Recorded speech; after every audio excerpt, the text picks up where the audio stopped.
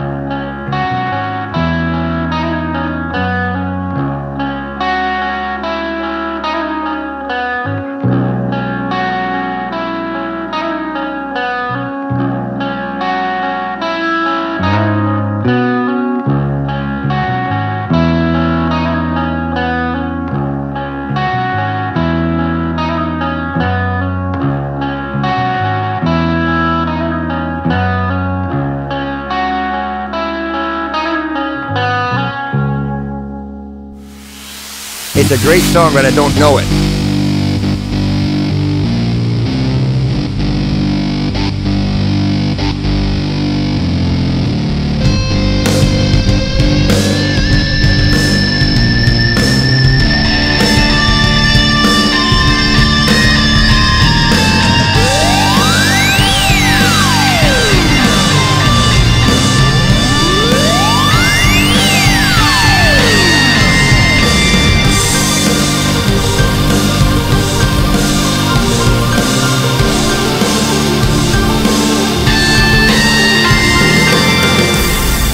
Welcome, everybody. Here we go. It is that time again. Matt Connerton Unleashed, and we are live from the studios of WMNH 95.3 FM in glorious downtown Manchester, New Hampshire. Also on Comcast 97 if you're in Manchester. And hello to all of our online listeners across the nation and around the globe. You can go to my website, mattconnerton.com, for all of your live streaming options, social media links, contact info, show archives, etc., etc. Today is Tuesday, May 16, 2023.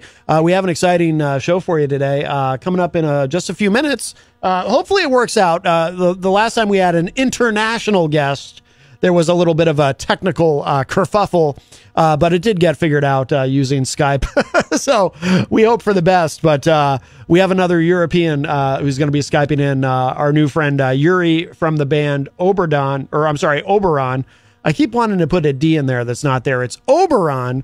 He's going to be Skyping in at 4:15 from Italy.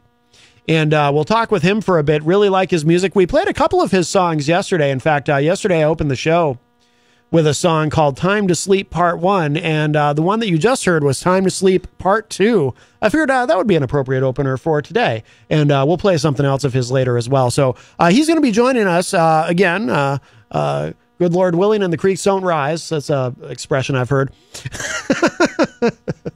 So that'll be coming up at 4:15. And then in the second hour today, we're going to be joined in studio by Steve Laffey, who is a Republican presidential candidate. One you might not have heard of. You know, we hear about Donald Trump, and we hear about Ron DeSantis and some others. But Steve Laffey, he's a former mayor of Cranston, Rhode Island. And he's going to be joining us in studio today, and we'll talk with him. He also used to host a radio show, so I'm interested in asking him about that as well. But so busy show today, lots to do. But I also want to mention too, Jenny is in the chat room and says shalom peeps from Washington D.C. Yes, Jenny is in Washington D.C. right now. She landed there safely, and will be testifying later today. I think it's gonna. She said it's supposed to stream on the official Senator Bernie Sanders Facebook page. She's going to testify in the or give her presentation or speech, which she did rehearse, and I think it's excellent. So I know she's going to do great, and I can't wait to see the video. But that will be happening this evening, and then so she'll be flying back tomorrow. She's going to stay in Washington D.C. overnight. So very proud of her. She's doing a great job, the great work that she's doing. So can't wait to hear all about her trip. That's for sure. So great weather for it. At least it is here. Although here it looks like it could, there could be thunderstorms. I don't know. But so far the weather's been nice. A little humid, but I don't mind it. I don't mind it at all. So anyway, so we have a couple of great guests coming up today on the program. If you would, you know what, it's almost 4:15 now, so I'm not even going to give the studio line right now. Well, no, actually I can give it because our friend Yuri is going to be Skyping in. So the studio line will be open if you have any questions or anything for our guests, either of our guests in either hour. 603-250-6007 is the number, 603-250-6007. You can also text me at 617-917-4476. I'm on social media at Matt Connerton. You can email me, matt@mattconnerton.com. And of course, you can interact and opine in the Facebook live chat, and we will say hello to everybody in there. But the best thing to do so that we can hear and fully enjoy your dulcet tones is to give us a call at 603-250-6007. Let's go ahead and say hello to everybody quickly in the Facebook live chat. Jenny, I did mention, is in there. Also, our friend Melanie La Liberty from the great state of Vermont joins us. Also, JFed, also from Vermont, joins us. And Rhonda Favero, all the way from California, says greetings. Hello, Rhonda. Melanie says, good luck, Jenny. And J Fed says, great job, Jen Coffee. Yes, absolutely. Absolutely.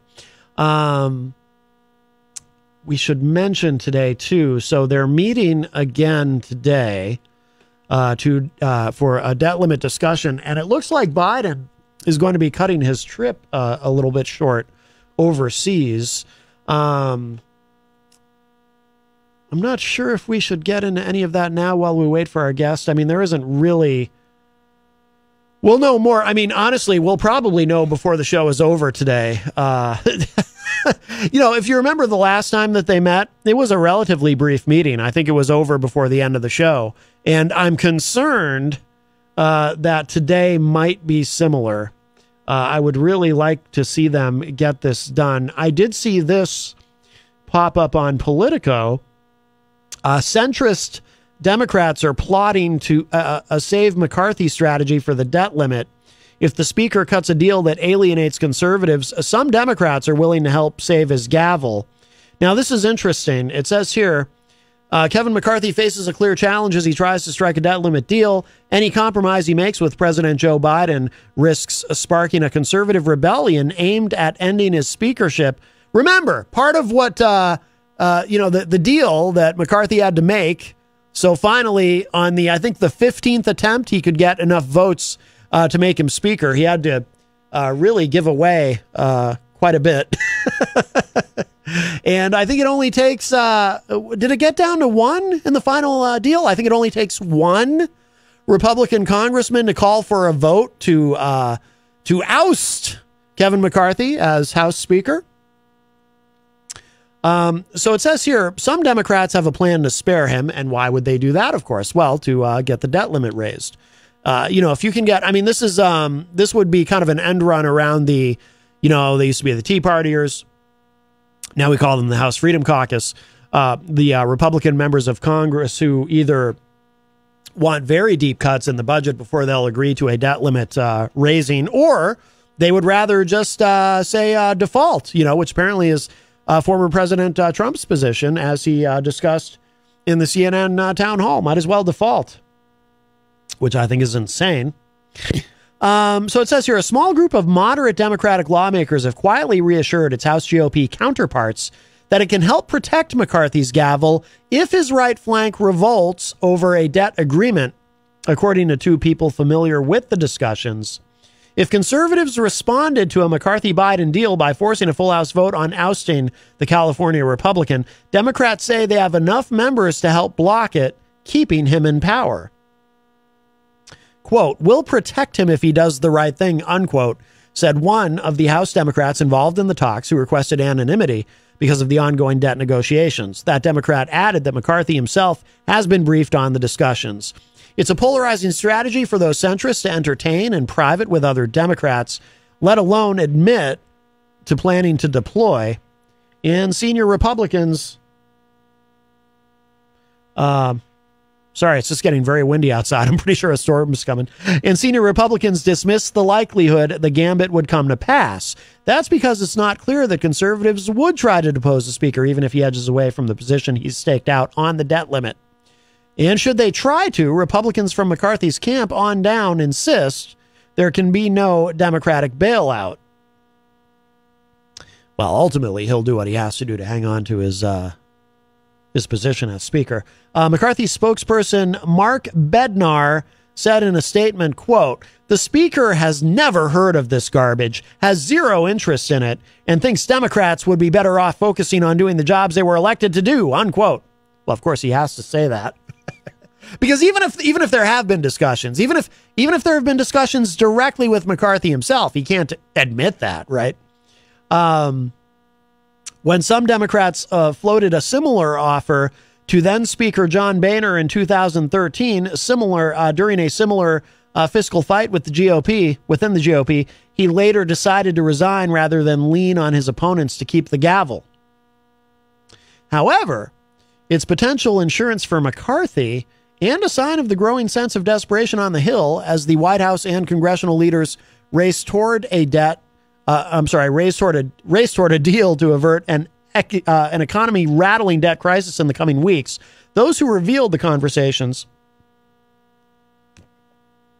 Oh, okay, here it is. Those who revealed the conversations on condition of anonymity declined to name who's leading them, but chatter about the Protect McCarthy idea is growing across the Democratic caucus. And it's perhaps the loudest in the bipartisan Problem Solvers caucus. Well, that absolutely makes sense. And it's, okay, so Democrats and the Problem Solvers, and if you don't know, the Problem Solvers caucus is a bipartisan group of senators who, is it made up only of senators or House members?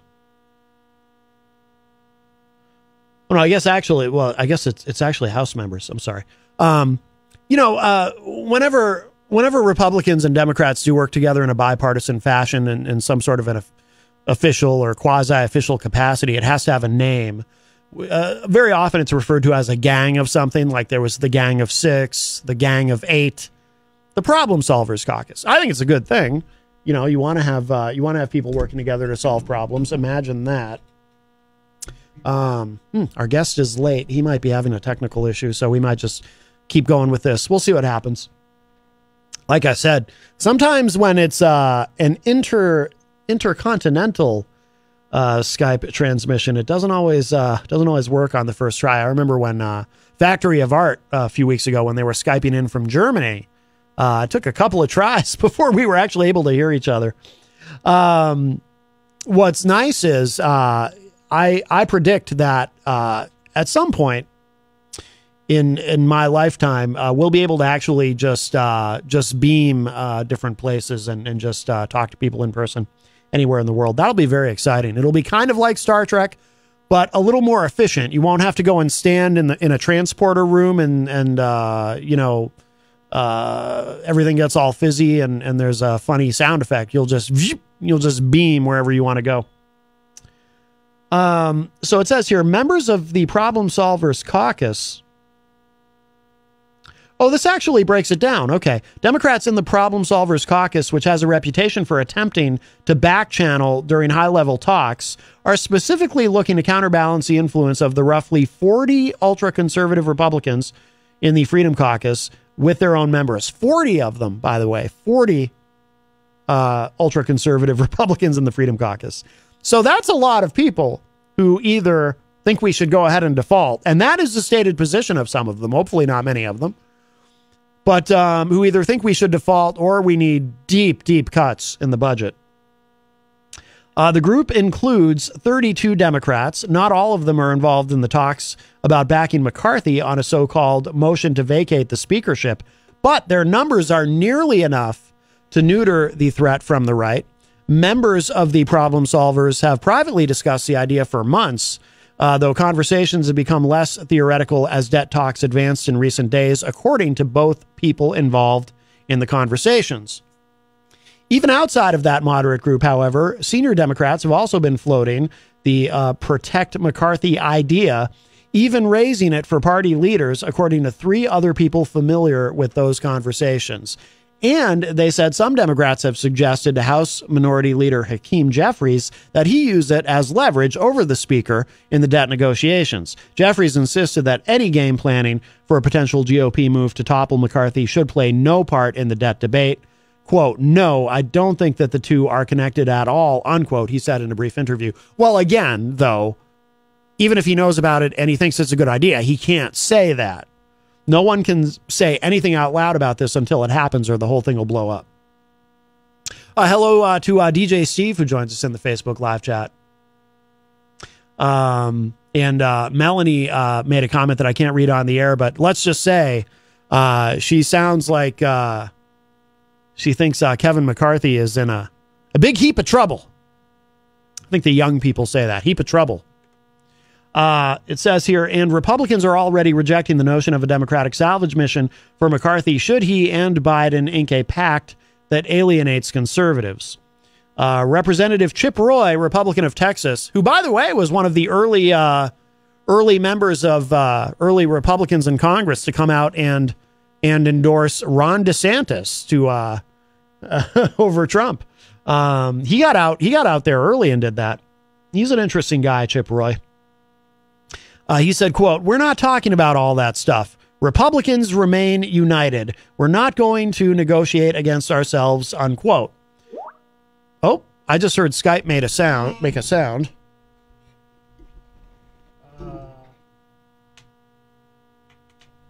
I think he wants me to call him.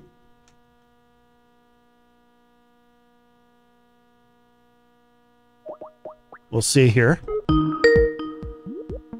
We're a little behind schedule, but that's okay.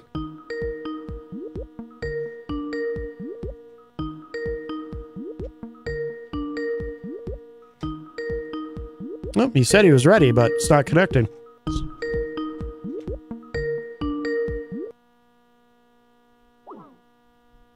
me a call when you're back.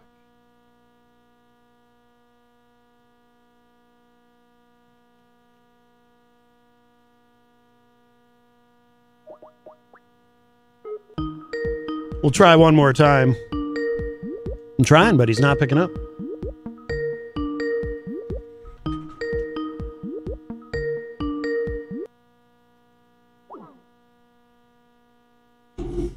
It says Yuri is unavailable. All right. Well, that didn't work out. I got a message from him saying I'm ready, and then I tried, and now it says he's unavailable. Okay. Well, that's going to do it for our first guest today.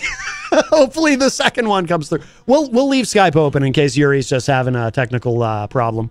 But anyway, on with the show. Melanie in the chat room says, "Thanks, Matt. I thought big heap of trouble would be inappropriate to say in the chat. I hate to be inappropriate in here." I know, Melanie. Yes, you can say big heap of trouble, big heap of trouble.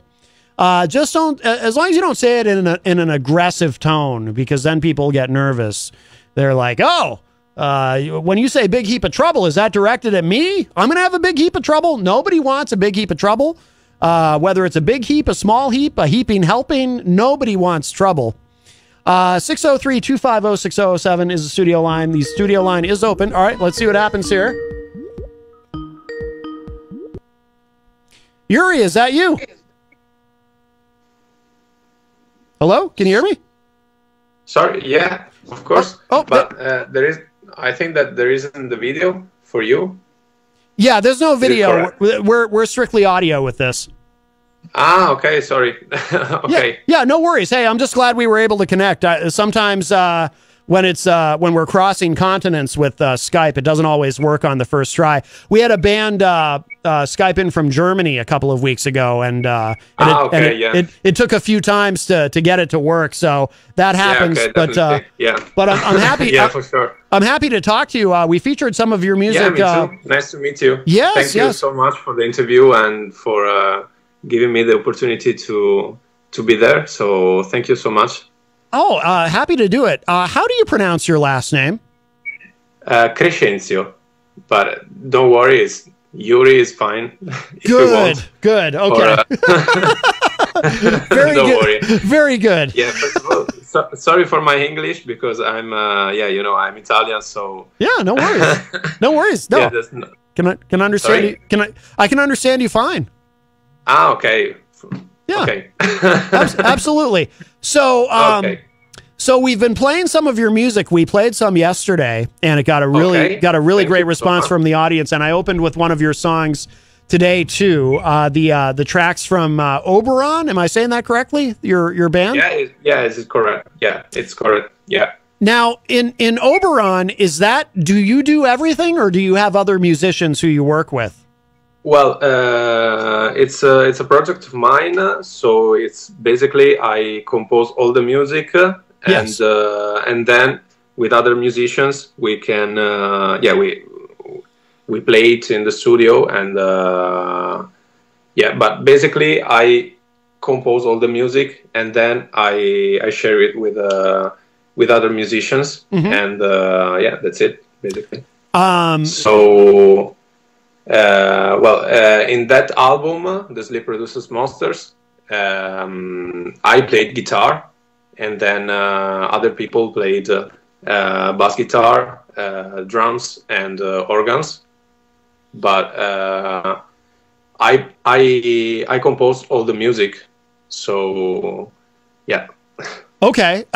Do you has it been that way from the beginning with that project? You write everything yourself? Are there any co-writers at any point, or is it all you? Yeah, no. I write everything by myself. So yeah, it's my project, and then I share the music with other musicians, and then we record them. We record the music, and then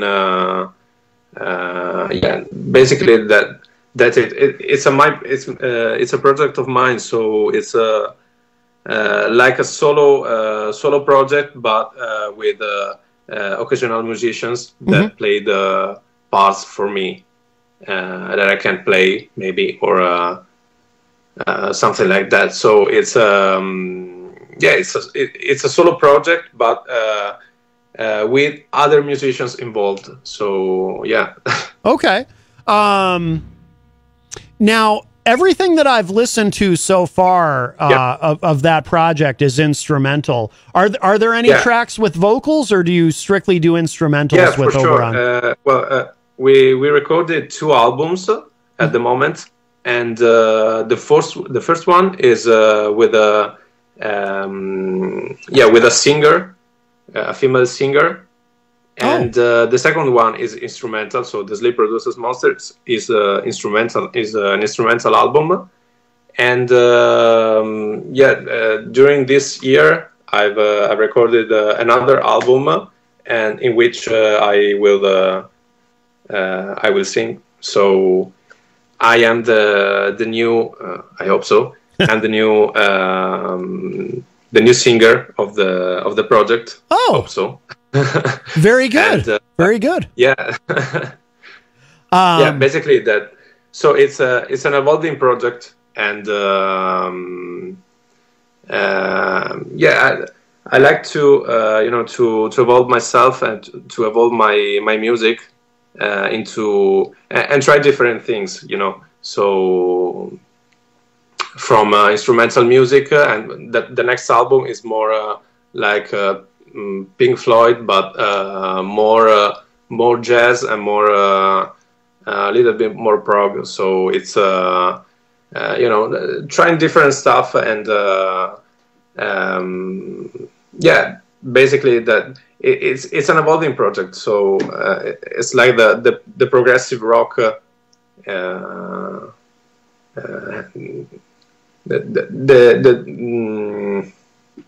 I don't know how to say. Sorry. Yeah. It's like the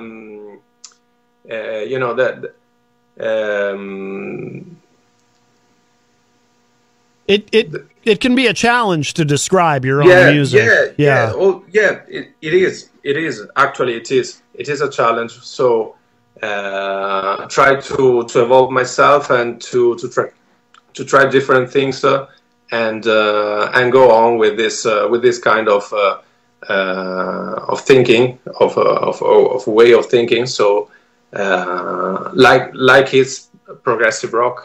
So to go further and further. So basically. Do you? I have to ask you this. So we've been playing these tracks from the newest release, The Sleep Produces Monsters, which obviously is a reference to nightmares. Is that something, or I assume, is that something that you've had a problem with? Do you have a lot of nightmares? Do you have difficulty sleeping? What was it that inspired this? Yeah, well, it was inspired by by a lot of things, I think, because the way I write a concept album is a personal way. So there are a lot of things in that, but there are a lot of point of view, I think. So and I don't want to give an answer to that question, because I think that in art there are no answers. So sure, I think that every people has to give an answer to what he sees, to what he's listening to. So it's like it was a troubled period for me, and I wrote this this album to, you know, like come si dice, spogarsi, you know, to like a way of escapism from the reality. And yeah, to me it's a very personal album. So yeah, you know, it's a different questions. So and sure. And yeah, it's a way of escapism from a difficult period I had in my life. So yeah, okay, it's not so related to nightmares, but I think it's related to nightmares in real life. And yeah, you know, I think that you can hear it from the tunes with especially with guitars, because it's very a guitar-driven album. So you know, so this kind of guitar, a fuzzy guitar, it's very impactful, I think. So yeah, I think you can hear it on the records. I hope so. Yes. And I noticed in your bio that you sent us, you said something about you don't like to necessarily put limits on what you're doing musically. You keep it. So does that mean when you approach these songs, do you not necessarily say, okay, I want it to sound like this? Is it more kind of an exploratory thing where you're just seeing where it leads you when you start writing? Yeah, for sure. Definitely like this. I think that I don't have limits, and I don't want limits. And it's another thing that I love music, and I love to work like that. And I also love. I think you've read it in my bio. I love the fact that I'm starting composing music for films, and and yeah, it's another territory. It's another you know, place to experiment in any ways. So I think it's great because you don't have any limits. And also in my personal music, I don't want any limits. You know, like a verse, you know, two verse. Come si dice il ritornello? Chorus. A chorus, obviously. Yes. And you know, the bridge, another chorus, another verse. You know, something like that. I want to be free and without limits in that. When I'm composing music. So yeah, it's like that. With composing for a soundtrack, is that a big adjustment in the sense that it's not just your vision that you have to be concerned with, but also what the film is? Is it difficult to kind of change your approach, or maybe your approach doesn't change very much? I don't know, but is the process much different?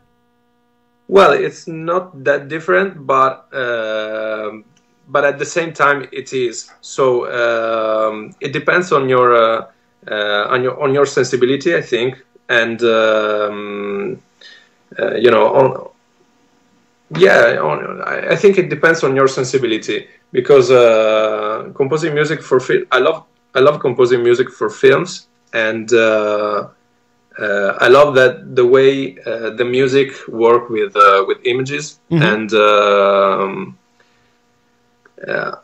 I think it's easier for me also, because when I compose music for my projects, for my albums, I start visualizing some images, and then trying to compose music for that specific situation or something like that. So it always starts in my mind with with a sort of a film or a short images or something like that. But you know, we are always looking for for the inspiration. I think that you can find it on the feelings, on the or on our images, but I think it's easier for me also. Okay, okay. How many films have you written for and recorded for so far? Well, I've done a feature film and about, I think, 6 or 7 short films. Oh, so yeah. So you're not bad. Yeah, so it sounds like you're doing more of that than writing your own music at this point. In the last few years, I'm doing so much more soundtracks. Yeah. Instead of playing or composing for my project, but because I'm recording my next album for the Oberon project, it's like 3 years I'm recording it due to the COVID situation or other problems, but I've just finished it, and maybe the next year will come out, so hope so. And it takes time. Yes. Unfortunately, it takes time. Yeah, but I'm happy with the results, so I think that the next year will come out another album for the Oberon project, so yeah. And do you have any plans to tour with Oberon, or have you been touring? Well, at the moment, no, because basically I'm a solo artist with friends that help me when I have to record music, and but maybe, you know. I don't know, in the future. Sure. Maybe the next album will be I don't know, will be better, or could give me the possibility to tour or to do some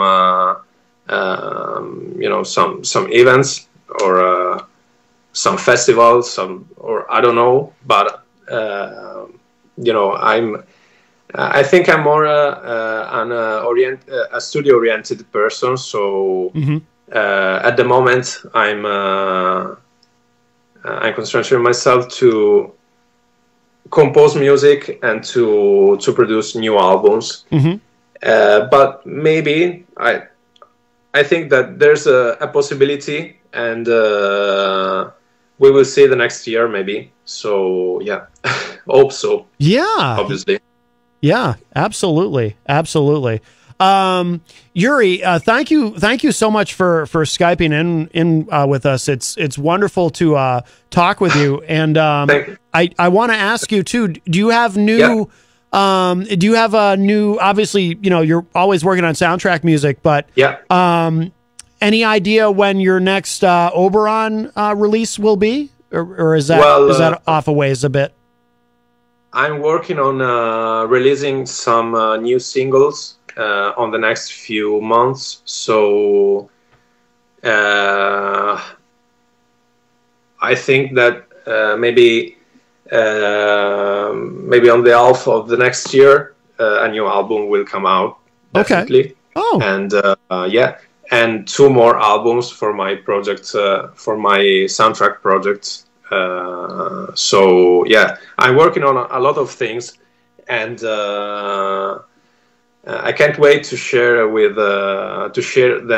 to the people that can listen to my music, because I would love to start working on something new again. So you know, it's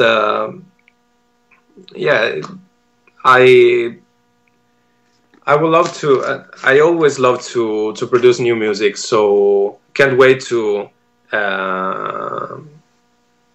release it, and hope to do so in the next few months, or maybe the beginning of the next year. Yeah. Sure. Great. Well, whenever you do, we'd love to have you back. Like I said, we've been playing. Yeah, for sure. Thank you so much. We've been playing you on the show and to great response. And in fact, in a moment, I'm gonna go when we finish our conversation. I'm gonna go back in time a little and play something from the Mountain of Fate. Thank you. Yeah, that'll be fun to listen to how it all started. This track, Sailing Oblivion. Yeah. Okay, thank you so much. Really, it's a really great thing for me, and thank you so much for your support. Absolutely.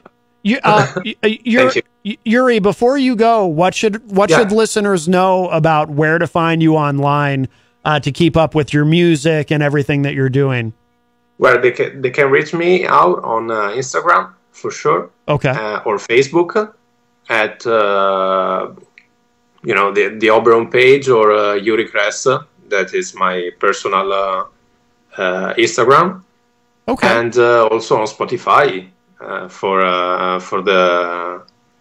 listening to the tracks that I've released. And yeah. Excellent. And of course, you're on Bandcamp as well. And yeah, for sure. Bandcamp. Everywhere. Yeah. Very good. Well, Yuri, again, thank you so much for Skyping in today, all the way from Italy. This has been wonderful. We will definitely, Thanks to you. Absolutely, we will definitely talk with you again when you have some new music, and I look forward to hearing it. And I wish you continued success. Thank you so much. Thank you so much also for the opportunity. Absolutely, our pleasure. All right, Yuri, thank you. Take care. Thank you so much. Take care. You got it. Bye-bye. Bye. All right, wonderful. That was our new friend Yuri, all the way from Italy, and I'm glad that worked out with Skype. I'll tell you, when it's a call coming in from Europe, it never works. It never works the first time. But we got there. We got it figured out. Outstanding. So we will finish off the segment with this track from the first Oberon album, Mountain of Fate. And this is with the singer that he was talking about that he had on this. This is called Sailing Oblivion. And then we'll come back. And I think shortly our guest, our hour number 2 numero dos guest should be arriving. But we'll see. So after the song, we might have him here, or it might be a few minutes, and we'll get into some other stuff in the interim, show some love to our sponsors and so forth. But here it is. This is Sailing Oblivion from Oberon here on Matt Connerton Unleashed. Check this out. I really like what this guy's doing.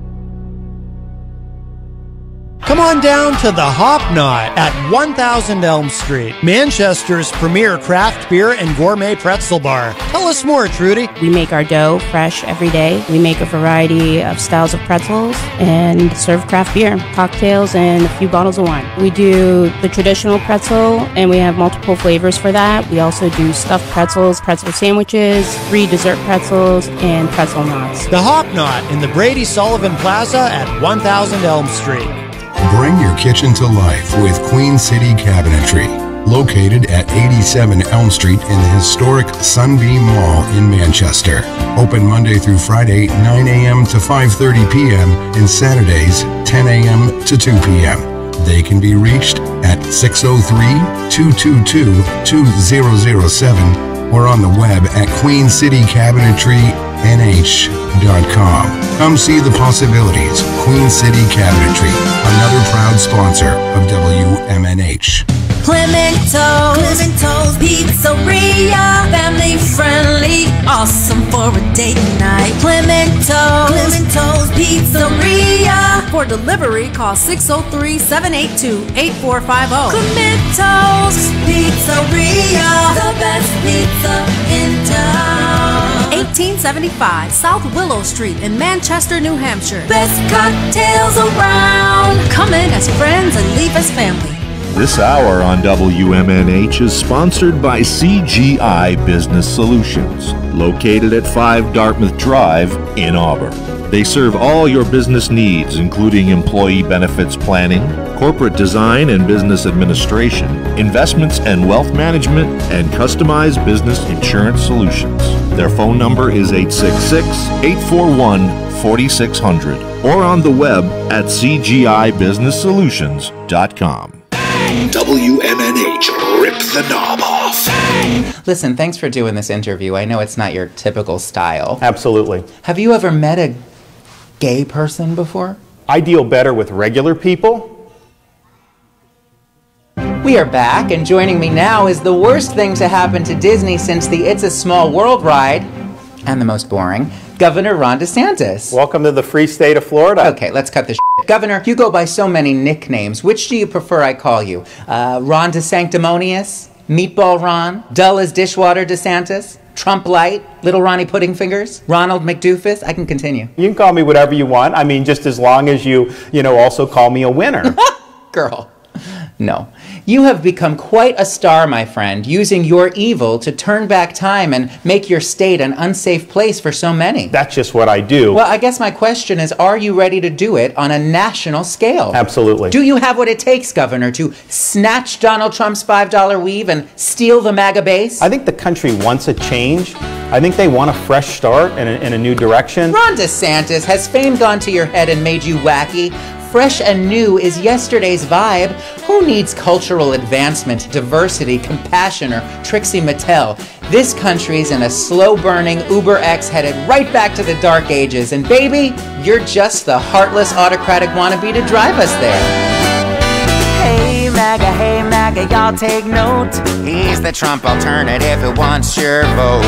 Hey Donald, get in line. There's a fresh new fascist trying to steal your shine. So let's go make liberal unlawful. Bid on drag shows and freedom's farewell. Say hello to a new kind of awful. Hey girl, it's time to drag this country straight to hell. Hey MAGA, welcome to DeSantis.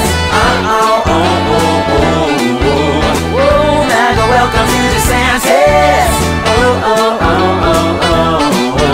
Go Ronnie, gay. USA, get a load of him. This could be your future and it's awfully grim. Here comes our hero of the culture war.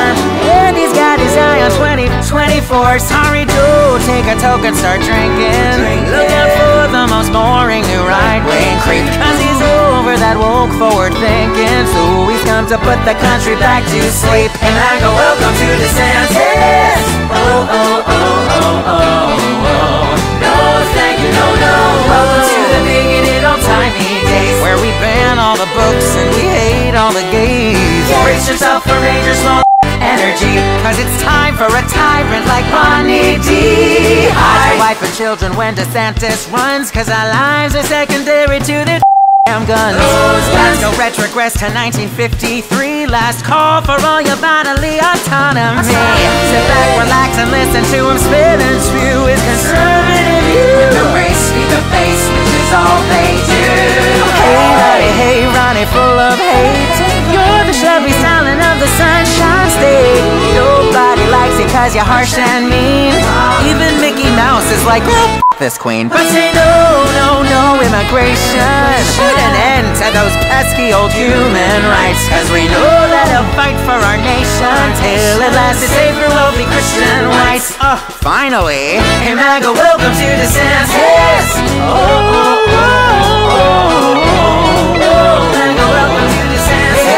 We will never ever surrender to the woke mob. Ronnie, go, go, go. Ronnie, gay, gay, gay. Thank you, no, no, no. I have fought the good fight. No, no, no.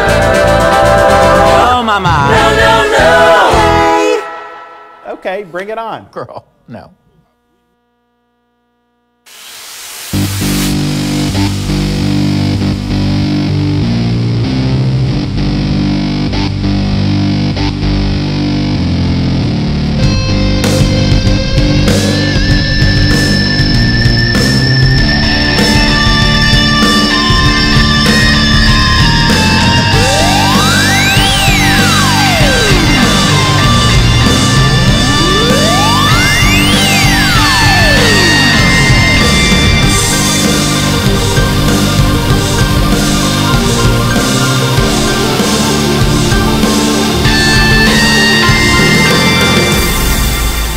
Welcome back, everybody. This is Matt Connerton Unleashed as we enter hour number 2, Numero Dos, live from the studios of WMNH 95.3 FM in glorious downtown Manchester, New Hampshire, although it looks like it's going to rain.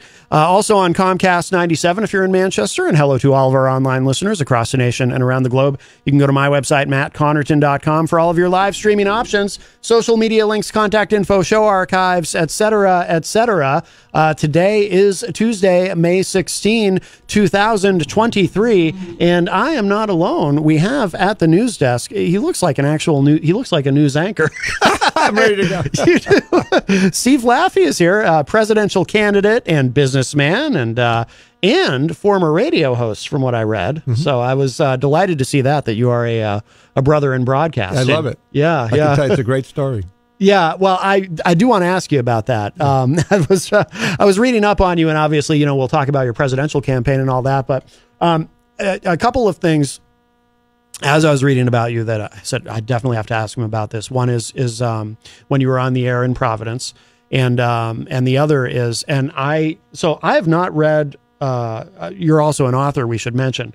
I have not read the book that you've written yet, but I'm going to put it on my reading list about your Senate People run. still read it, yeah. Primary mistake. Well, the title really got my attention, and I love that kind of stuff. And I'm a political junkie, so I want to ask you about that too. And Elizabeth Dole got involved apparently, and all that from what I was reading online. But I do want to read the book, and then hopefully you'll come back in the future, and we can have a deeper discussion about that after I've had a chance to read it. But I do want to ask you a little bit about that today. But if you have any questions or anything at all for our guest, the Republican, he's a Republican candidate for the presidency in 2024, give us a call. The studio line is open, 603-250-6007, 603-250-6007. You can also text me at 617-917-4476. I'm on social media at Matt Connerton. You can interact and opine in the Facebook live chat. And of course, you can email me, matt@mattconnerton.com. But the best thing to do so that we can hear and enjoy your dulcet tones is give us a call at 603-250-6007. Our friend Melanie La Liberty from the great state of Vermont in the chat room says, he looks super serious. I'm kind of scared.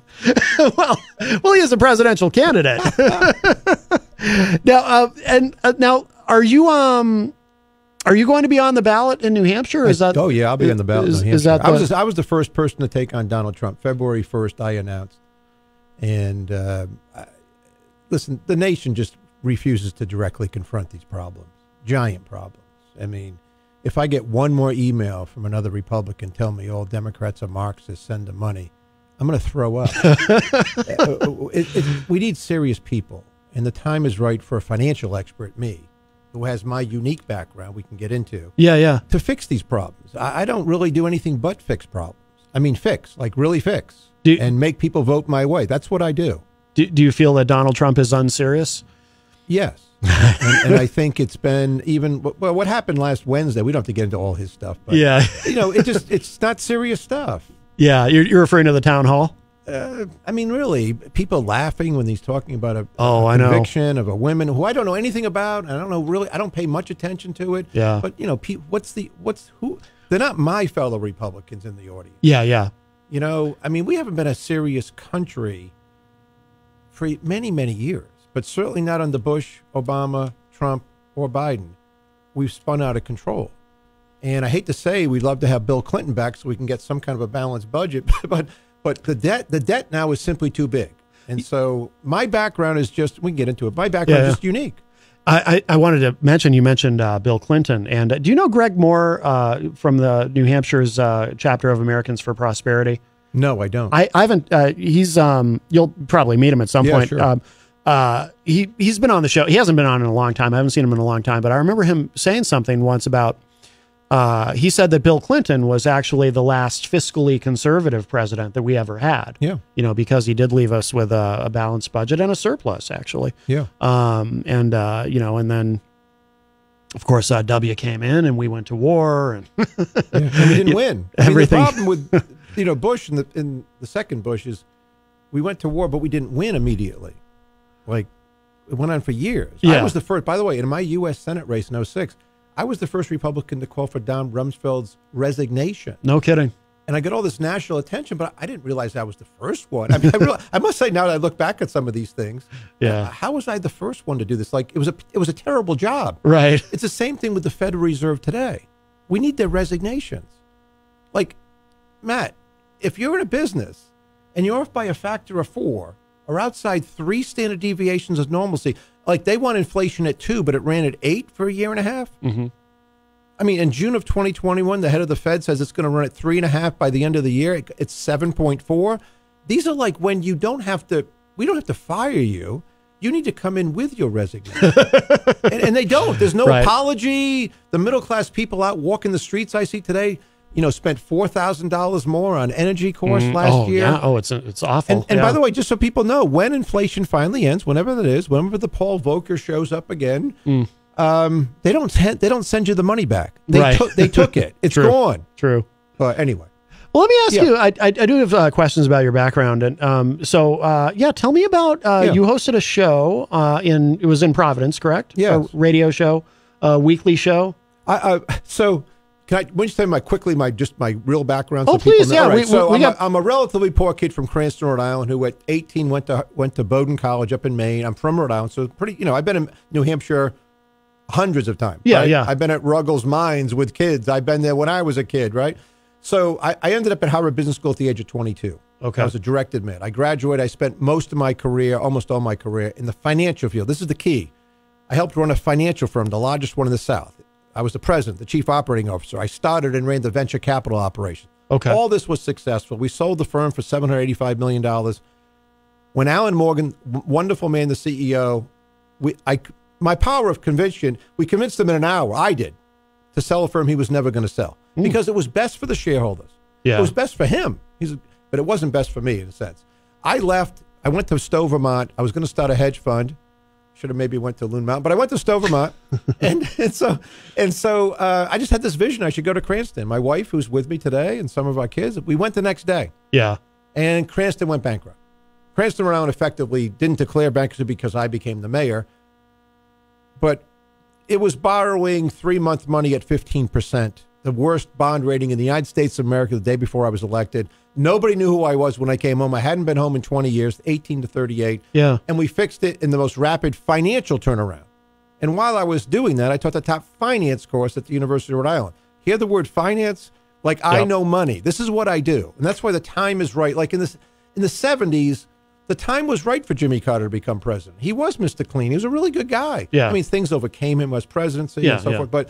But after Watergate, but in November of 75, people didn't know who he was. Right. And so I decided this is my time.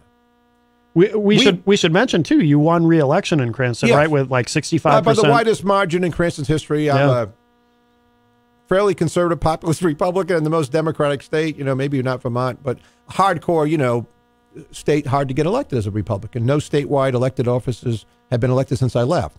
So after I left, and I ran for the U.S. Senate in 2006. Yeah. And it was the biggest race in the country. That's why I have a big book deal with Pegwood Books. Yeah. And my book, Primary Mistake, is still read by many people, especially when they get ready to run. Yeah. I get calls from people all over the country or friends. Hey, this guy's running for governor. This guy's running for House of Representatives. He just read your book. And is it really like that? I'm like, yeah, it really was like that. So I am the only elected Republican to be attacked when running for higher office, according to Craig Shirley, Reagan's biographer. He wrote an article about it in 2006. Yeah. To be attacked by the National Republican Party. That's me, Steve Laffey. Okay. They preferred a person who was far to the left of Nancy Pelosi in a Republican primary. Now, if you're in a Democratic primary, that looks good in Rhode Island. But Lincoln Chafee. Yeah. So they attacked me with millions of dollars. He's an odd guy. And yeah, he's a very, very odd guy. By the way, he couldn't be a nicer guy if you talk about horses. No, I've heard. I've never met him. I've heard he's very nice, but he seems odd. Yeah, start talking to him about. Listen, he ran for president. He wanted to do the metric system. I'm running for president to fix Social Security. I remember. Right? So it's a vastly different. Yeah. I have these 5 things that have to be done to fix the country. We can talk about. Yeah.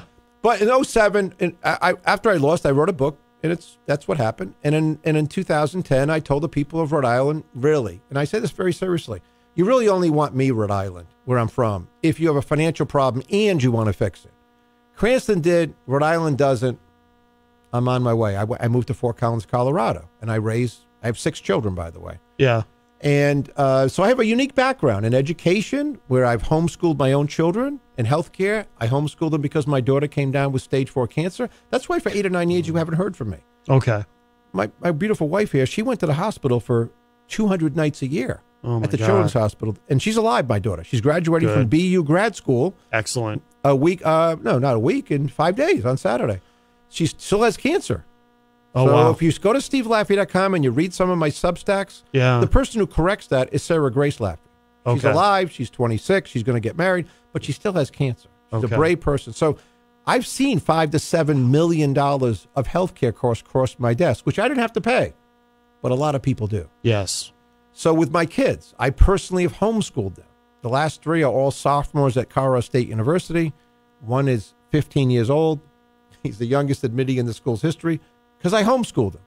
So I know education. I know what goes on in the public schools. I've dealt with antagonistic school committees. Mm-hmm. All these things we can talk about, but my background is unique to be able to help the country at this point. Mm-hmm. And if all I really do is change the direction of the Republican Party so someone takes this seriously rather than a joke, or try to be the mini Trump and not have answers for people like you when you come on. But yes, to be directly about 2005, WPRO, the powerhouse station down there, wanted me to always have a show. Yeah. And they thought I would lose my Republican primary for mayor, but I didn't. And so the very good people. Yeah. And I love doing it. I did lots of radio. I've hosted for lots of people. I filled in for people like you all over the country. Oh, yeah. I just walk in and do shows. Yeah, yeah. So I did the Steve Laffey show because Mr. Cass, who had the biggest show, the most popular guy, he was older. He didn't want to come in on Friday. And so I came in. So the Steve Laffey show was started. Now, the big story about it, why it was a national story, was that the Democrats who kind of run the Board of Elections decided that I could not have a show. Think about it. I can be the mayor. I can brush my teeth. Right. Right. At the same time, I can have a radio show. I can write an op-ed piece. It's called free speech. Yeah. But they were so crazed by what I was talking about in the radio, which was widely popular. The lines are full. People that either hated me, loving me, Yeah. And if they'd only asked, like, Steve, when are you going to get off? I would have said, when I announced for the U.S. Senate. That's my I would have told them. Oh, okay. But So they sued me. Yeah. To stop me from having a radio show. And the federal judge in Rhode Island, Judge Lisi, who said she wasn't really up on the First Amendment. I don't know how she got to be a judge, but she agreed with them. So I went to the First Court of Appeals, one step away from the Supreme Court, in 2 weeks. And in that ruling, 3 judges heard the case. Yeah. And literally said something like to the other side, hey, listen, it's Thursday, it's 12 noon. By Monday morning, Laffey's on the radio. Wow. Okay. Well, we don't want to hear another word about this. Really? Okay. They basically say it's the dumbest thing they ever heard. And you need to deal with your murky rules down there. Well, what was the grounds under which they sued you? I'm not clear on that. That I was actually an elected official. Now, it made no sense. There were a lot of elected officials. By the way, Rudy Giuliani had a radio show. Yes. He was mayor. Lots of people around the country did. Yeah. In Rhode Island, many of the elected officials couldn't talk that well, so I guess they didn't. But it wasn't unusual in the country, right? Right. So that was the case that went to. It was all big national story. But is there an actual law on the books there, or did they just? No, they just made it up. Oh, and that's wow. why they slapped him around so hard. Okay. And just said we don't even want to write a ruling. Just he goes back on the air. If he's not on by Monday morning, we're going to have to take another action. Yeah. And so and then I got off after a couple of more weeks because I ran for the U.S. Senate. So that was so you were intending to, when you announced your Senate run, you were that was my implicit agreement. I didn't have to legally get off then. Yeah. But being the only U.S. Senate candidate, what would be a big time race. Right. WPRO and I, we just sort of implicitly said, listen, if I go run for higher office, which they knew I was going to, then I'll get off the week before. And I did. Yeah. So that's my radio. That's my radio show. But, the country today needs a financial expert, not a real estate developer. We need these. If you're listening to this show and you're like 40 or under, it must be quite the thing to get your Social Security FICA thing and know you're not getting it. Like, let's say someone out there is making 50 grand. Say they're making 100 grand. Say whatever they're making. Mm-hmm. They're making 100 grand and they're 40. They're getting 12 grand taken out and they're not going to get it. But at stevelaffey.com, we have a complete plan to fix it. Not to just say we're going to raise the retirement age like Nikki Haley, and she doesn't know anything about it. Did she say that? Yeah. Okay. But she doesn't know what to raise it to because she hasn't spent any time on it. Yeah. Or Donald Trump say, I'm not going to touch it. That's just immoral, financially immoral. The governor of Florida, not going to touch it. Now, when he was a congressman, he wanted to hack it, but we don't need to do either. We need to modernize it, strengthen it, especially for the 20-year-old entering the work system. They need to get, by the way, I wrote a paper about this in economics in 1983.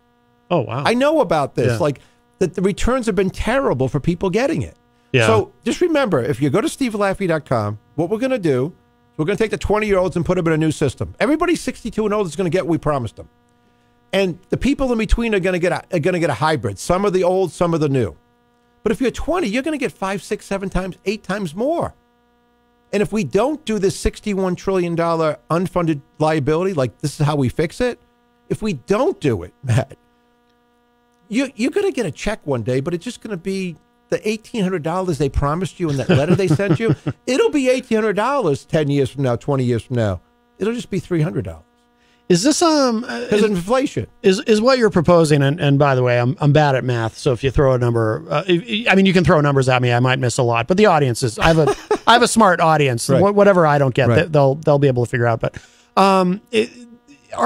this sounds like. Tell me if I'm right. Is this because during the W administration, it was briefly talked about, but the idea didn't really go anywhere at the time. Privatizing Social Security. Is that what you're suggesting? No, I don't want to privatize it all. So let's just take the 20-year-old. We're going to take 10% of his pay. We're going to put it in a mixture of stocks, bonds, real estate, everything.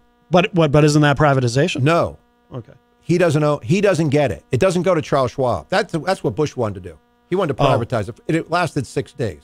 Yeah. He only lasted 6 days and he gave up. That's because he didn't have a real program. He never really thought it through. So if you take any 40, 45-year period, so let's say you're 20. Here's what happened. Let's start with a 20-year-old. Mm-hmm. He gets to be 30, gets married. The sexist nature of what goes on in Social Security today, listen to this, ladies. When it was designed, if you're not married for long enough, you don't get some of your husband's Social Security. Does everybody realize this? If you're married to someone for 5 years, and he makes $1 million or the max, and you're staying home raising children, you don't get it. Really? Yeah, you got to be married for a certain amount of time. Okay. To grab your husband. Now, it could be the other way around these days. It could be, I'm talking the 1950s. Now it could be a woman working, the father staying home, whatever. But implicitly, it's unfair. So let's say now you get married at 30 and divorced at 40. Yeah. You're both exactly 30, to make it simple. You split what you're putting in. Yeah. And when you divorce, you split it again. You just don't worry about it. Right. Now, you die at 40, unfortunately. Your heirs get it. Okay. It doesn't go to the federal government, but you get to be 62. Now we stop buying annuities with 10% of it per year or 15% per year. So when you turn 70, everybody who's left has got a really large check. It's not privatized. It's in one computer. Charles Schwab, especially JP Morgan, they never get a hold of it. Because what happens in 401k plans with people who are 23, 26, they switch. That was designed when people stayed at IBM for 40 straight years and got a golden watch. Oh, yeah, those days are gone. And now people are switching jobs and cashing out. Right. And so what's going to happen? We're going to have a giant problem in 25, 30 years. So here's the problem, or the problem people could call in about. Can anybody get less, Mr. Laffey, Mayor Laffey, Steve Laffey? Yes. The guy who's 53, who goes into the system the day we do it. Yeah. And by the way, the difference between me is I'm actually going to do this. So at the end of this thing, you might say, what's the first thing you're going to do, Steve Laffey? I'm going to do this. Like people say, I just talked about it for an hour, but I'm going to do this to save our children. Because we 60-year-olds have taken way too much from our kids. So you're 53, you go into the new system, but you're still getting the old system.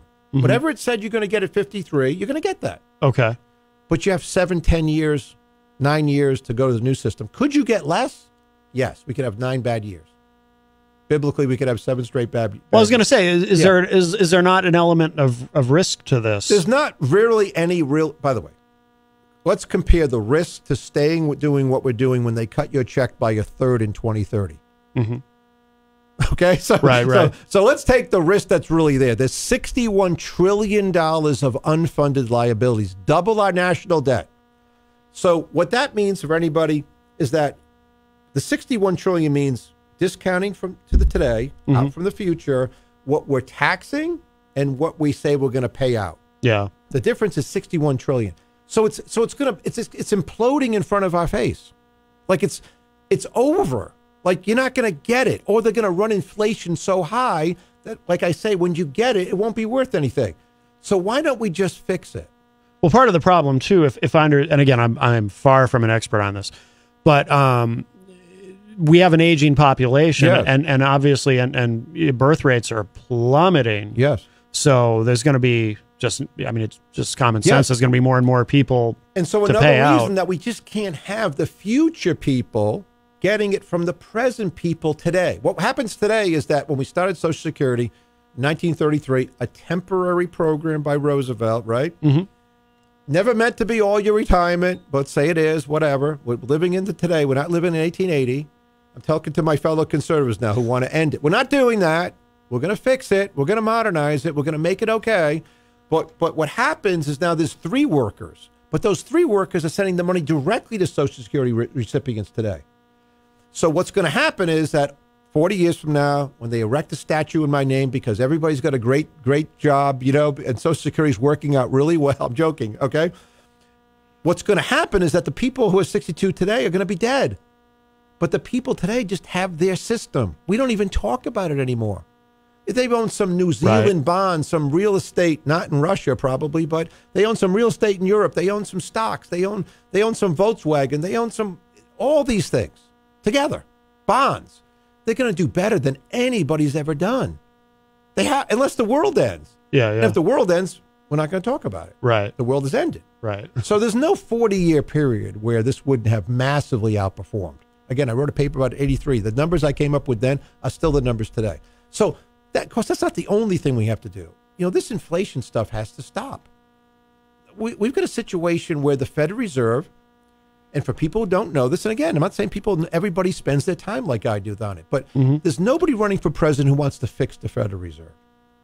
Some people want to end it, but we're not going to end it. I hear in libertarian circles, I often hear about audit the Fed. We should audit the Fed. It's all that stuff. I've heard Rand Paul talk about it. And Rand Paul is correct, and I would prefer a gold standard. But the first step to get back to some sense of normalcy is for the Fed to only concentrate on inflation and keep it at 0. One goal. Right now they have what we call a dual mandate. It's really one long paragraph, but people refer to it as a dual mandate because the Fed, starting in the late 60s, 70s, used to just do inflation. But then they put in that they should try to keep employment high or unemployment low. They call full employment. Yeah. Well, folks, they have not to get into algebra 2 and bore people, but If you can remember back to Algebra 1, there were like these 3 unknowns and 2 equations, and you couldn't solve. They can't solve that problem. And so what's been happening? We've had way worse situations because the Fed has been worried about employment and inflation. The people worried about unemployment have to be the people in Congress. What they've done is handed their power to the Fed. And that's why they've never called for their resignations. They've handed the power of fiscal power to the Federal Reserve. So if the Federal Reserve was only worried about inflation and their job was to keep it at 0, and I can get 17 people from my high school buddies to do this. Yeah. It's not, listen, it's not that hard. There are, I don't want to quote the Taylor rule from John Tannenwald at Stanford. There's lots of ways that we know about money supply to keep inflation at 0. But when you're also worried about employment, you let inflation run too hard. That's what happened in 2020. They were worried about a collapse. They should not have been. They should have been keeping inflation at 0. Well, but in 2020, I mean, that was such a, I mean, you know, the pandemic just, I like to say it, you know, it took the puzzle and just threw all the pieces in the air. We were in such uncharted territory. It should have been the Fed's problem to overreact about employment. It should have been the senators and House of Representatives people if they wanted to do something, if they wanted to backstop unemployment, which is all they really had to do. They didn't. They did much more. The PPP program is full of nothing but fraud. There are law firms in New England who each partner got $56,000. Oh, yeah. Yeah. And so they did that, and Donald Trump signed that, and I was against all of that. But the governor of Florida was for it. Nikki Haley was for it. The president was for it. Vice President Pence was for it. Mike Pompeo was for it. They were all for it because it's a very quick and easy thing to get their friends' money. Really rich people took advantage of it. Really poor people got a check for $1,400, right? Yeah, yeah. And their inflation was $4,000 more per year for 2 years. A few of the rich people did give back the money, but that's just because they got caught. No, that's true. It's true. So this is the serious nature of running for president that we're having. Yeah. That other people aren't having. Can I ask you, though, about inflation? And again, I'm far from an expert, but isn't a big part of the problem there's all this price gouging going on? And by the way, I have no idea what you do about that, but isn't that a big part of what's going on? No. Because I feel like, this is my perception. Yeah. There's a lot of price gouging. The mainstream media doesn't talk about it because, you know, they're part of this this corporate ecosystem. Because the only way I learn about it is through alternative media, you know, and these numbers. And again, a lot of it's over my head, but it seems to me like, so prices have been artificially raised to some degree. The media, for the most part, ignores it because, like I said, they're part of this whole corporate apparatus, and then we're just sort of fed this thing that you know. And by the way, I understand, you know, there's other factors too. Like I said, the pandemic really just threw everything up in the air. But isn't that part of it? The price gouging? No, price gouging is one of the things that, you know, people talk about, but it's really a very small problem. I mean, for example, look at Tyson Foods recently. The President Biden said they were price gouging a year ago. Their profits are falling off, the going down, the price is going down. They're not price gouging. Now, price gouging among chief executive officers of large corporations, price gouging the shareholders, been going on for 30 years. They make way too much money. And by operating out of China and taking jobs out of Manchester, right, for 30 years this has been going on. Yeah. They've been gouging the CEOs, and that's been okayed by Republicans and Democrats. But price gouging, listen, the truth is, if the price of butter went up, you'd buy margarine. There's a lot of substitutes for a lot of things. But what happened is that the money supply for 2010 to 2020, money supply went up at about 5%. What we call the velocity of money, how many times it turns over. Like if you're in Venezuela right now, or in Argentina inflation 100%. If we wake up in Argentina and you hand me some Argentina whatever, lira, whatever they call it, I spend it as quickly as possible. Because by the end of the day, it's going to lose 10% of its value. I'm going to buy an apple. We're going to do it. Yeah. In America, that's not what's going on. The velocity went down 5% per year. Not to get, again, I don't want to get too technical, but I know this stuff. Yeah. The Federal Reserve didn't let the velocity go up because it paid banks not to lend. So the economy grew slowly. Didn't grow, it grew slower. One of the reasons. But in 2020, the money supply went up 20% very quickly. Now, Just picture a scene where we all wake up tomorrow morning. It happens overnight. Mm-hmm. Everybody's got 20% more money in every bank account overnight. Well, the guy who figures it out first makes out like a bandit. Right. He buys that house in Florida. You and I show up a month later like, too bad. Prices up. Some prices were up 40%. Well, some things didn't go up. Right. Then you do have the supply chain problem. Right. You have the problem of what's happening out of China. They closed their economy. We depend way too much on prescription drugs, on things from China. I've been fighting about this. By the way, my movie is, I travel the country, this movie. And if you watch Fixing America, my movie at Amazon. Yeah. I can, for our Facebook viewers, in fact, I'll put that camera on me for a moment and hold it up. Yeah, you brought me this DVD, Fixing America. This is, and this is currently available on Amazon, correct? Sure, Amazon, you can stream it. It's an old movie, but if you don't show the debt clock to somebody in the movie, you wouldn't know I didn't make it yesterday. It's me traveling the United States of America, talking to regular folks like here in Manchester about China, about the debt. Yeah. About energy. That, by the way, that's something I think everybody can agree on. You know, that we need to rely a lot less on China for things like prescription drugs and but here's the problem. I've been talking about this since 2005 publicly, made a movie about it. Yeah. My Republican Party is finally sort of coming around to understand this, right? And the reason it takes so long is that Deere & Company, big giant Walmart, they made their CEOs so much money on the backs of workers here in America, losing their jobs. Yeah. But that's how they did it. Yeah. Now, it's unusual for a Republican to say this, but it happens to be the truth. Yeah. And I've been wanting to stop this for a long time. And by the way, it's starting to stop anyway. China became a one-person rule company. One person runs that company. It's a dictatorship now. It's not even a communist party, right? So we're going to be bringing stuff home anyway. This supply chain stuff's stopping. Like, it's not going to become from China. So we need to be the leader in logistics and bring this stuff back to America, Canada, Mexico. Some stuff is better to be in one of the countries near us. Right. But it's better for Americans, because the one thing that is true about manufacturing jobs, and my father was a tool maker. I watched him lose his job, lose part of his work during the Japanese thing in the 70s. You know, the Japan was taken over. The auto manufacturers. Yeah. And so, I mean, Armbrust Chain, where he worked, Harry Armbrust kept everybody working, but maybe 20 hours a week sometimes. Maybe they closed for 7. He wanted to keep everybody there. My father was the shop steward. So I lived this growing up about, you know, it was tight financially, all these kind of things. Yeah. So, but it never stopped happening because China took over. So, but a manufacturing job coming back to America is 4 jobs. What do I mean by that? You open up a manufacturing concern over here to make bicycles. Schwinn Bicycle comes back and starts making them over there, whatever. Well, someone shows up and serves coffee, right? They need some parts of handles from some guy up in Littleton. I don't know where, right? Or over in Bath, Maine or something, right? So a manufacturing job is the biggest job creator, and we need them to come back. Now, will they all come back? No. I mean, can China still make T-shirts? Great, if they want to make T-shirts. But a lot of high-tech stuff has to come back to America. Yeah. And I'm a guy who buys, by the way, everything you can look at here is made in America. And I didn't do it for the show. This tie was made by Bow Ties in Vermont.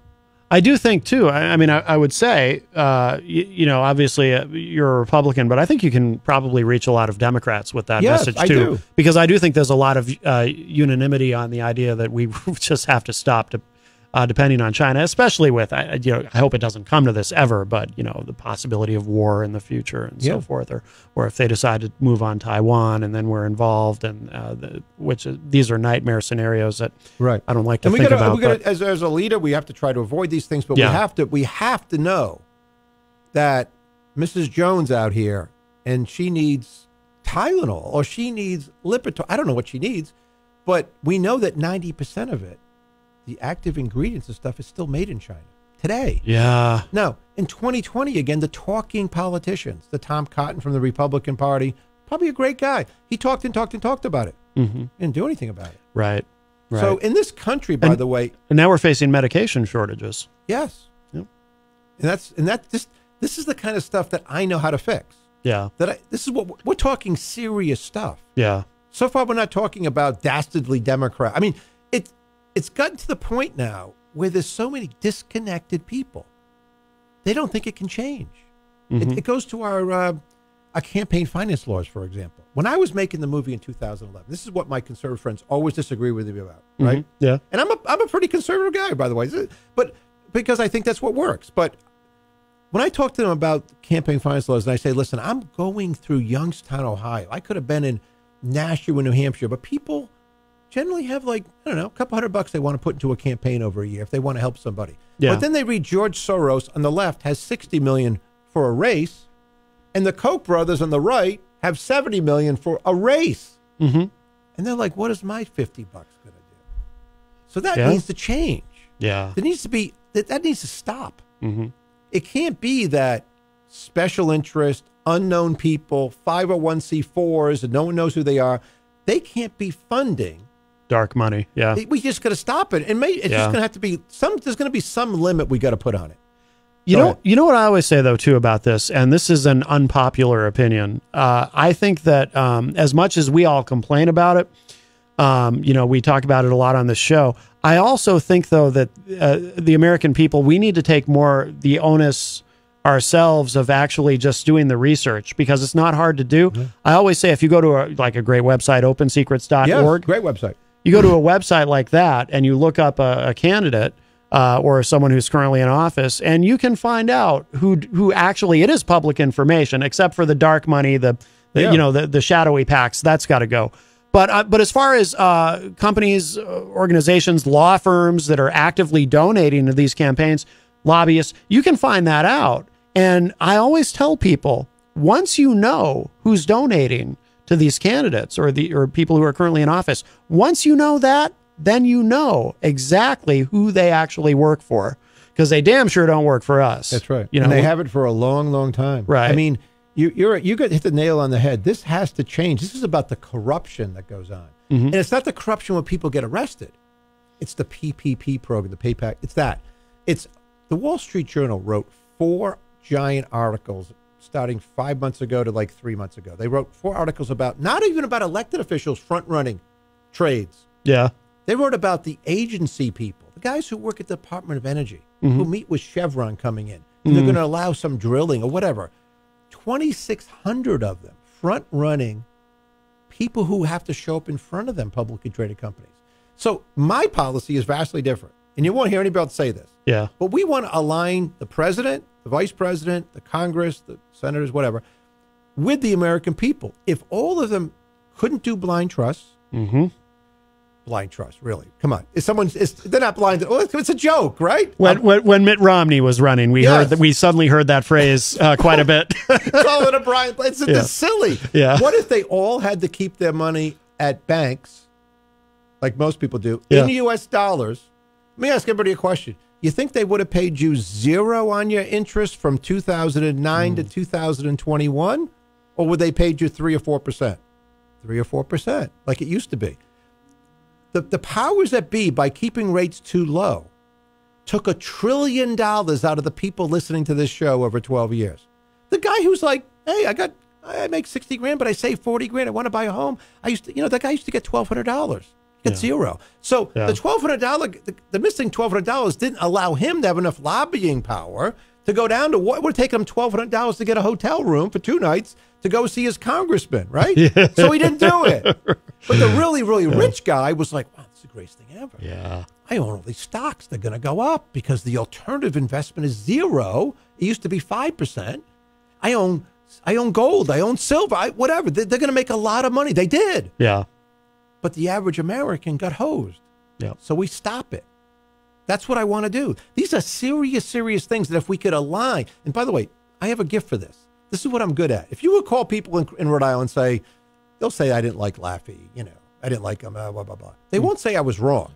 Yeah. There's no article that you looked up that some guy said, you know what, financially he did the wrong thing. There's not an article. That's true. I didn't. Yeah, you didn't find one. That's true. At Morgan Keegan, I did the research. There was a palace coup. There was this. Yeah. There was no article saying, wow, that guy, he made a bad decision running that trade today. There's no article. Right.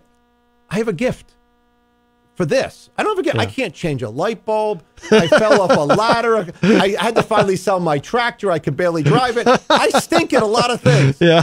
But this stuff, putting the right person in the right position to do the best job, that's my gift. Yeah. Getting to the heart of a matter and forcing other people to vote my way, that's my gift. I want to look at the I don't know if there's, I thought I saw a question for you in the chat room. Well, you know what I wanted to ask you while I look for that is, it was about, someone had asked a question in here. It's hard to find. This is a busy chat room today, but somebody had asked about schools. Yeah. And you had mentioned homeschooling, and I had read you were talking about it. Is it true? Is it still your position? You want to actually eliminate public schools ultimately? Not tomorrow morning, but yes, I think that let me go through this with people, because oftentimes, even in New Hampshire, which is, by the way, and there are many good schools. I mean, yes, relatively good schools, right? So, yeah. So, but for the nation as a whole, by the way, if the local people want to keep their schools, go ahead. It's just that the state and the feds, what are they really doing? How have they improved things? So think about it. From 1962 on, our test scores have gone down. Last week, our history scores for 8th graders found that 13%, not 33, 13% of 8th graders in the United States of America were proficient in history, knowing who George Washington was. 20% were proficient in civics. Do we have a democracy? Do we have a monarchy? They didn't know. Now, people listening today may be listening to a school somewhere in New Hampshire where 60 or 65% of the kids are proficient, which is still, by the way, terrible. It's terrible. But that means in Denver, Memphis, Detroit, Jacksonville, we got numbers near zero. Because to get to 13%, you got to have some places like in Los Angeles. In Los Angeles during the pandemic, they didn't know what happened to 25% of the kids. So public schools in a totality have failed. Many people listening might say, well, what are you talking about? I just saw that episode of Little House on the Prairie. Isn't it like that? No. Or they might say to themselves, yeah, what happened to those PTA meetings? They don't exist, folks. When I was a kid in the 60s and square dancing in first grade, and the parents were yelling, I want little Johnny to blah, blah, blah. Mr. Hayes, the principal. See, I haven't lost my facilities yet. I know all my teachers. Right? So I'm not too old. So that doesn't exist. What exists are teachers' unions that are way too powerful, right? Sure, some teachers underpaid or some overpaid. I don't want to get into that. Yeah. What I want to tell you is I think a lot of them are underpaid. They could very well be. Of course, they have the summers off and blah, blah, blah. Anyway, whatever. But the parents need to get a check, and we need competition, and especially at the federal level. If you're someone listening to this, and you don't have kids especially, your property taxes, wherever you live, the largest input is probably schools. But they're averaging $20,000 to $23,000 a kid. I homeschooled my kids and put them in this and that for $4,000. Yeah. Catholic schools are doing it for $8,000. I mean, the margins of getting a better education and cheaper, we can do that. Now, at the federal level, let's all think about one thing. How do you know that the federal government couldn't care less? You think they do? Right now, there's something called the internet. Came around the late 90s. And right now, today, the best Algebra 1 teacher could be for free on that federal website doing videos, talking about y equals mx plus b, what the slope is, boop, boop, boop, boop, boop. They could do all that for free. So when little Johnny or little Isabel got sick or had a pandemic, the moms could say, let's just watch this tonight. It doesn't exist. They don't have it up there. They're beholden to the National Teachers Union, who would never allow it. A lot of this could be done for free. Now, am I trying to do away with school sports? I'm not. Listen, this is one of these things that will take years. But this is a tough sell, because a lot of people really love their public school system. There was a moment on the show. This was a few months ago, but it was kind of funny. Rob Azevedo, who hosts a show here, he came in early for his show, and he sat and we were talking, and my dad called, and my dad's very conservative. He'll probably he'll probably be very approving of a lot of what you're saying. But he got into it was a pretty big moment, actually. He got into a bit of an argument, like a yelling argument with Rob, because my dad was talking about the failure of public schools, and Rob was saying that his kids have had a great experience in public school, and I believe that they've done very well, and they're going off to college and so forth. And I think that part of the problem you run into with this idea is I think that, yes, there are schools, school systems around the country that are very doing a very poor job, and that is evidenced by when you contrast our numbers of learning proficiency with that of other countries, other modern industrialized nations. Yeah, we're falling behind every year. It's pretty bad. But there are also school systems where they do a great job, and I'm not sure how you sell this to parents in school districts who are doing a great job. They don't have to. Yeah. If somebody out there in some rural community says we want to keep it and blah blah blah blah blah, but just don't depend on the state for money. Why are you depending on the state for your kids? You can't. The more things we keep local and not federal or state, the better off we are. We have a call, and my dad must have been listening because he's on the line. Hello. Hey, Matty, I love your guest. Your guest is presenting such great information. And this is between us, and I'm going to be brief because I want your guest to have the opportunity to continue. And I know we're running out of time. I just got out of a meeting. But do you remember a debate I had with you a little bit, but more with a guest about the perils of public education? Do you remember that one? Well, I just referenced it. I assumed that's why you were calling. Yeah, I was just telling Steve about that, the argument, and it did become quite the argument that you had with Rob Azevedo on the show. Yes, Rob, I love Rob Azevedo, and I didn't know that it was he. I would have taken a different tack.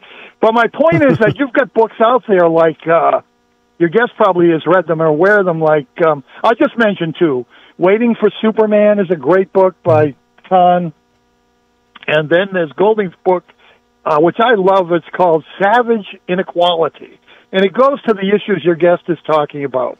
Public education in New Hampshire, we're doing reasonably well, but not nationwide at all. And that's a disgrace. And it's, just parenthetically, and this is not to pin roses on me, or to try to hurt anyone's feelings.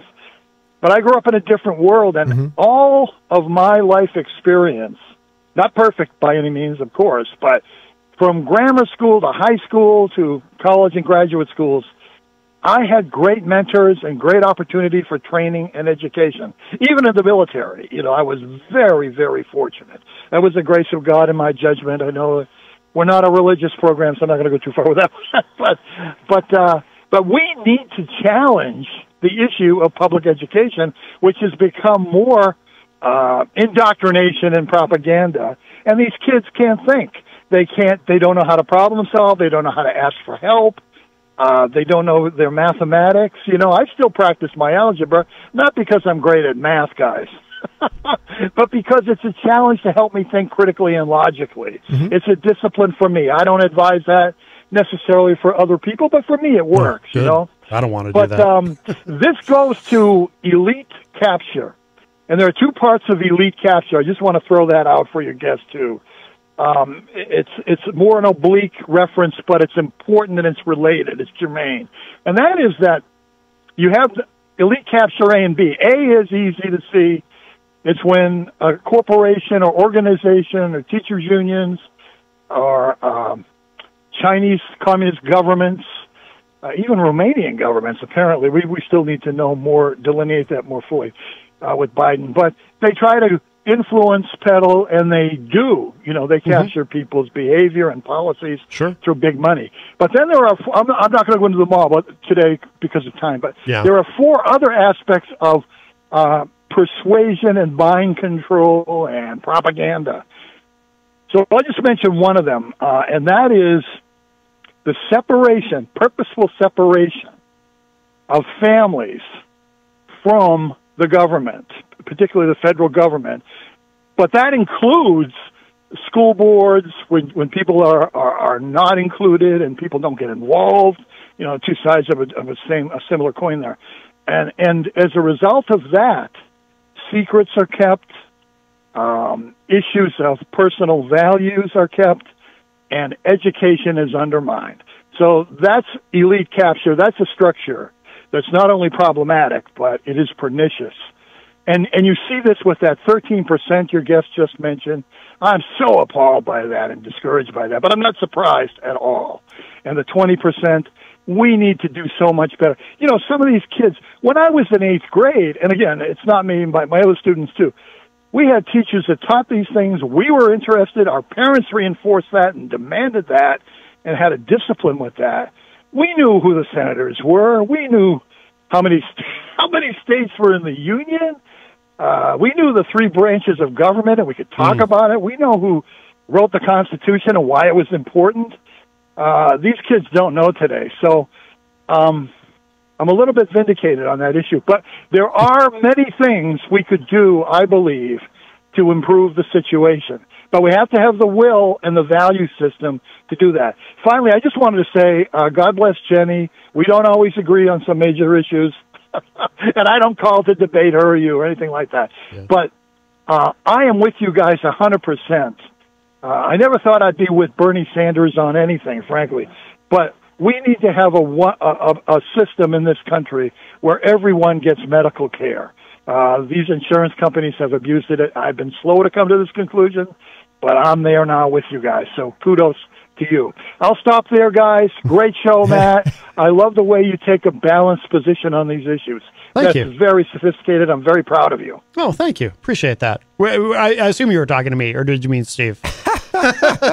Oh, and actually, I was talking to you. You're my son, Matty, and I think Steve is a distant relative. I think I may be a great uncle or something. I hope so. You sound kudos like to you, Steve. A lot of common sense. And all the work you're doing. Well, we're gonna get this across to America, and your dad's a very wise man. I mean, one, you learn over time, and the bottom line for education is simply this: with these kind of test scores that keep going lower, what does everybody else want to do? The same thing. I mean, we have Republican governors who want to take the wokeness out of schools. God bless them. That'll fix 3% of the problem. The problem is right now, your dad talking, is that there's a guy like your dad. I don't know what he did. There's a kid named Steve Lamphy. He's sitting in Detroit right now. He's sitting in Memphis. He's sitting somewhere in Manchester. And he's either really smart and get ahead, but no one's letting him get ahead.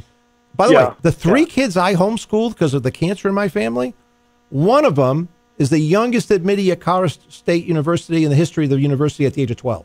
Oh, wow. So he wasn't held back. That's the other one, by the way, was only 2 years older. She just, wow. So there are 3 of us sophomores. So listen, we have to change this thing radically. We can't wake up. We're going to wake up next year, and I'm going to be on the show, and I'm going to tell you about the new math scores that are lower, and someone's going to call in and say, oh, we can't do that. Our schools are pretty good. We'll keep them. But I want a check for every mom and dad so they can make the choice. And here's the math that the unions always do. Oh, you're going to take our best students.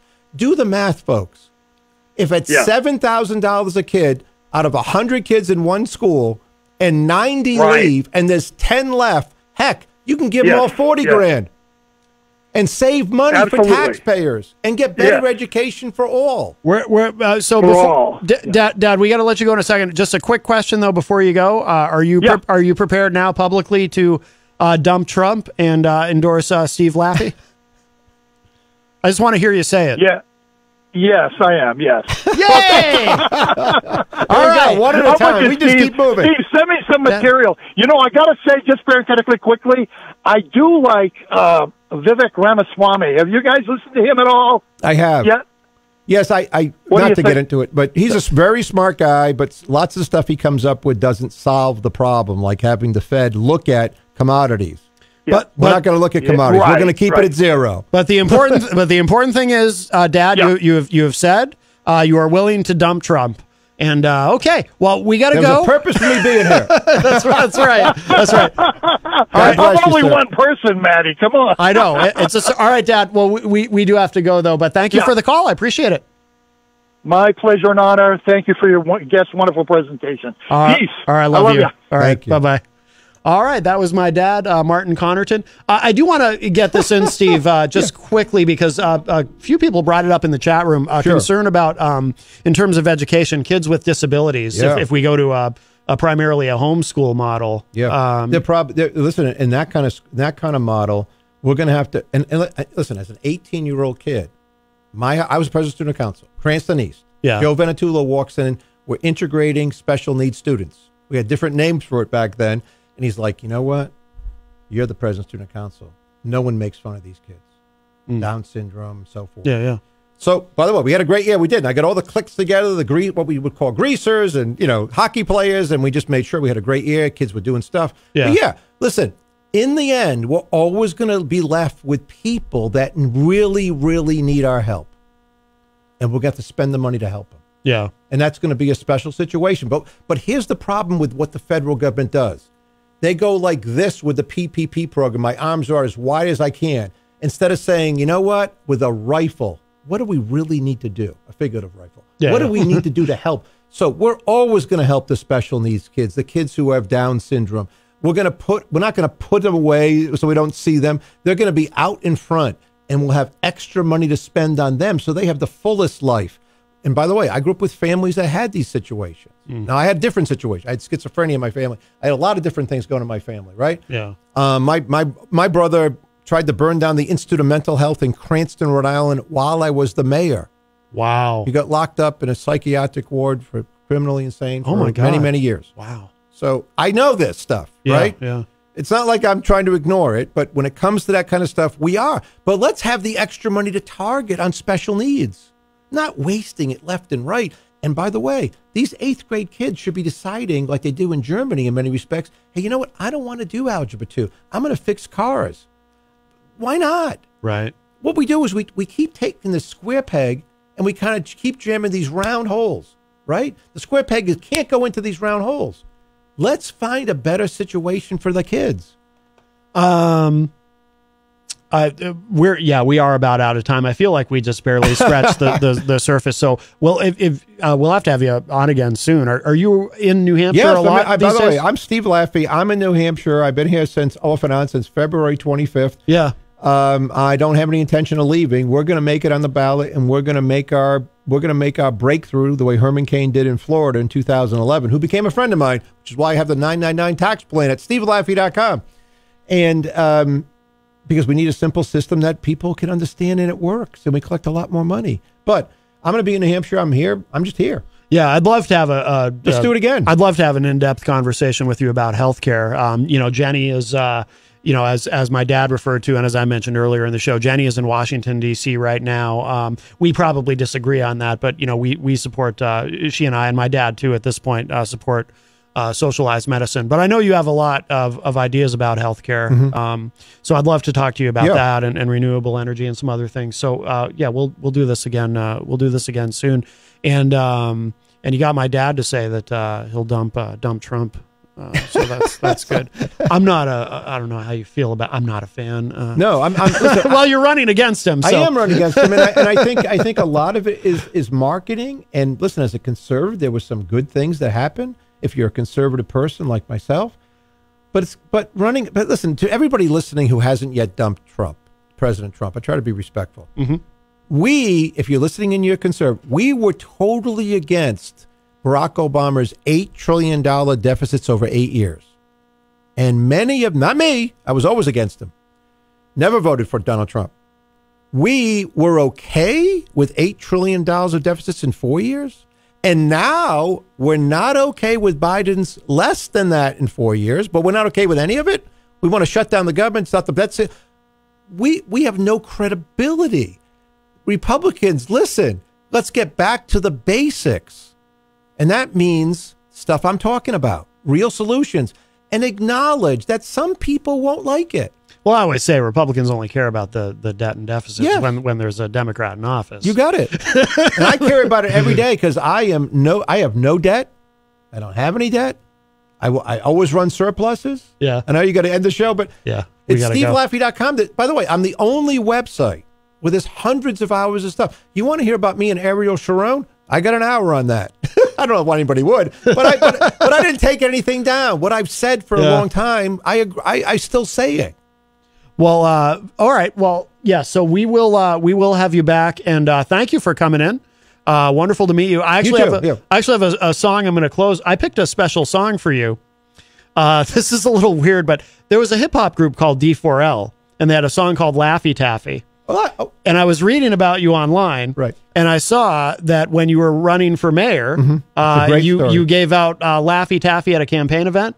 At a campaign event, I bought a crate of it. Did you? Yeah. It's too long to tell you. Yeah. But Laffy Taffy, became so. Let's just put it this way: in Cranston, walking behind some kids with my kids, and one kid in front says, "Hey, what's with this Laffy Taffy this year?" Why?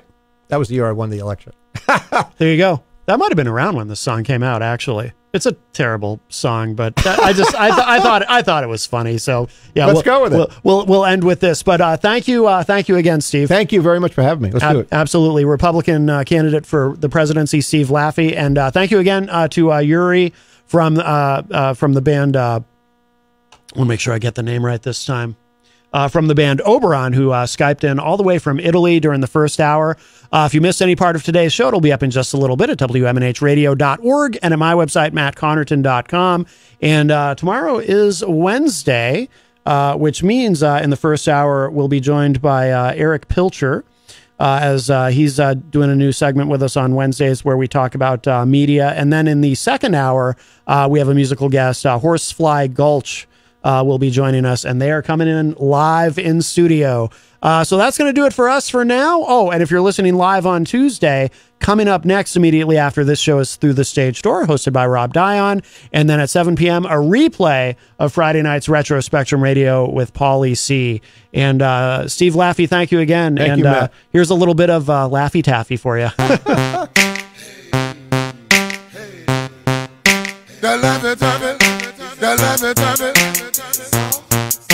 Can't